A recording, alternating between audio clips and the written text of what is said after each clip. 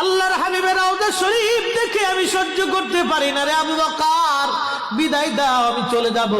চলে গেলেন নবীর পাগল। সিরিয়া দামেস্কে যাওয়ার পরে কিছুদিন পরে নবীজি স্বপ্ন দেখায়, কিরে বেলাল, এটা কেমন জুলুম, কতদিন হলো তোমার কণ্ঠের আজান শুনি না। বেলাল রে, তোর কি মন চায় না আমি নবীর জিয়ারতে আসতে? বেলাল আয়, আমি নবীর জিয়ারতে আয় রে বেলাল আয়, কতদিন হলো তোমার কণ্ঠের আজান শুনি না।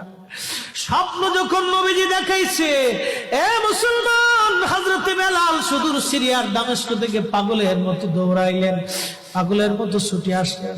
যখন মদিনাতে আসলেন তখন তাহাজ্জুদের সময় চলতেছিল। তাহাজ্জুদের সময় চলার সময় হযরত বেলাল রাদিয়াল্লাহু আনহু কাঠের জালি দিয়ে তখন রওজা শরীফ ঘিরে রাখা ছিল।